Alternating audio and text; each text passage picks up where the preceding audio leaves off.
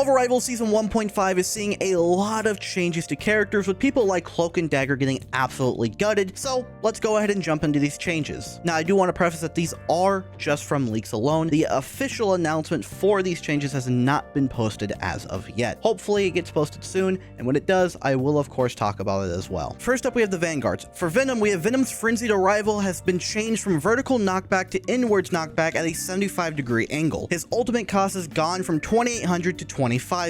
For Captain America, they added the ability to use Absolute Will for defense during jumping. For Vibranium Energy Saw, the projectile speed increased from 60 millimeters per second to 80 meters per second. Ejection speed after a hit increased from 100 meters per second to 150 meters per second. For Thor, they removed the cooldown after the Rune Awakening skill duration ends. For Groot, his walls can now be placed up to 18 meters from 15 meters, which is huge. Magneto's primary has gone from 35 to 40, his current energy cost from 50 to 65, maximum duration 2 to 1.5. For Doctor Strange, his base HP has been decreased from 650 to 600 so that he can die easier now. Now moving over to the Duelist, where we actually saw a lot of changes because now we're going to be seeing dive meta come back. For Iron Fist, his base HP has increased from 250 to 300, his abilities first, second, and fifth attack damage reduced from 32 to 30, third and fourth damage reduced from 16 to 15, sixth damage reduced from 55 to 50. The cooldown time of each hit to reduce the combo attack increased from 1 second to 1.5 seconds, and the damage of each hit of the Sun Punch decreased from 19 to 10. For Harmony Recovery, the changes bonus HP provided increased from 50 HP to 150 with a damage decay of 25 per second. For Dragon's Defense, the HP converted from block increased from 150 to 200. Now we have Mr. Fantastic, whose flexible elongation spell field now increased from 2.5 to 5 meters. It now knocks enemies outwards after landing. The charge increased from 8 seconds to 10 seconds. Now for Brainiac Bounce, we have damage increased from 50 to 70. Energy cost of his ultimate went from 2800 to 3400 now, with a damage fall off starting decaying at 3 meters to a max of 50 damage at 10 meters. Now this is the most controversial. I don't know why they even did this. Iron Man.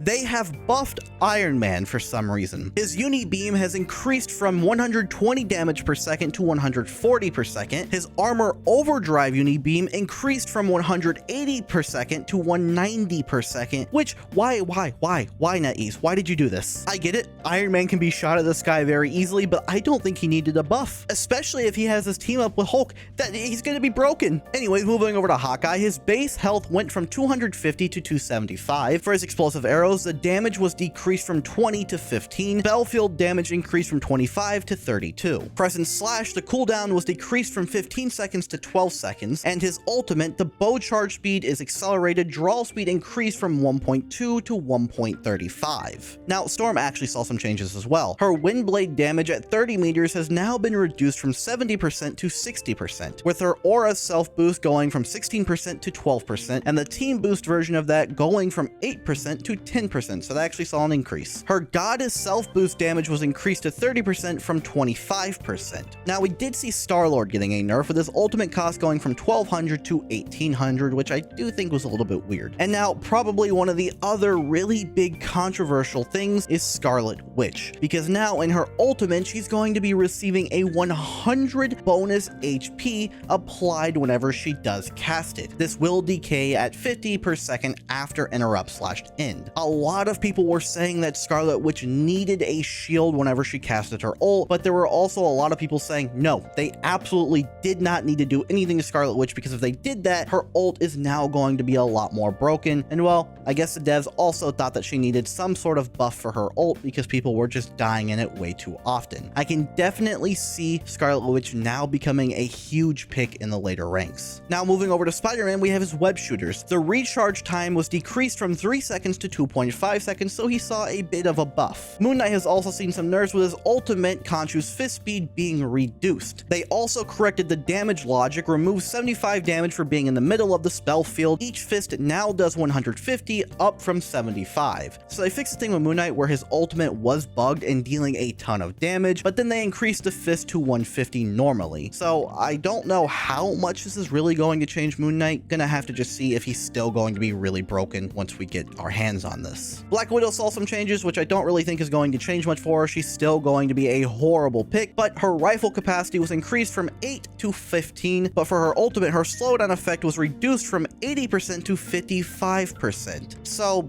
yeah, never pick Black Widow. Magic did see some changes with her Eldritch Whirl, her normal attack damage being decreased from 45 to 40, her Demon's Rage normal attack damage being decreased from 80 seconds to 72 seconds, and her ultimate cost being reduced from 3,700 to 3,400. Now we move over to the Strategist, who were gutted the most, I would say. Starting off, we have Adam Warlock, whose primary fire damage was increased from 55 to 60, with a 60% damage fall off at 40 meters, up from the 50% damage fall off. However, his Soul Bond's healing has been increased from 10 per second to 15 per second. Now we move over to Cloak and Dagger, who was gutted the most, because not only did Cloak and Dagger's ultimate cost go from 3,400 to 4,000, the dash lanes of the ultimate can no longer be stacked. The duration for them was also reduced from 10 seconds to 8 seconds. The pause between the dashes, however, was reduced from 1 second to 0.67 seconds. However, for her terror capability, the vulnerability on enemies was increased from 20% to 28%. So she saw a bit of a buff on that, but her entire ultimate was gutted, absolutely gutted. I still think she's going to be a very powerful healer, but no longer will she be the menace that she was. Now moving over to Luna Snow, the only change we saw for her was her ultimate's cost being increased from 4,000 to 4,500. Loki's ultimate cost was also increased from 3,400 to 4,000, with his ammo being increased from 10 to 12. Mantis's ultimate bonus HP was reduced from 100 to 75, and Invisible Woman's ultimate cost was also increased from 4,000 to 4,300. And now we move over to the team-ups. The Gamma team-up that Hulk had. The Uni-Beam damage was reduced. We don't have the exact numbers right now, so we'll have to wait whenever we get the official update. However, Hulk's HP gain from being an anchor was reduced from 150 to 100. Now we have Psionic Disc, which is the team-up for Magic. The teleport time for it was reduced from 5 seconds to 3 seconds. Bonus HP conversion increased from 0.5 to 0.8. Now we have Full Moon, which is the one for Moon Knight and Dagger, which now allows Moon Knight to be healed whenever it is cast. Symbiote Bomb was also changed, with the skill time being reduced from 4 seconds to 1, a 50% damage reduction is now removed, and complete invincibility was added. Why? And finally, the last update that we have seen is Frozen Chi. The healing was increased from 50 to 75, and enemy slow effect increased from 20% to 30%. So those are all the changes that have been leaked so far. I don't know when they plan on posting the official update announcement, but it'll probably be the day before the update comes out, or hell, it might even come out later tonight.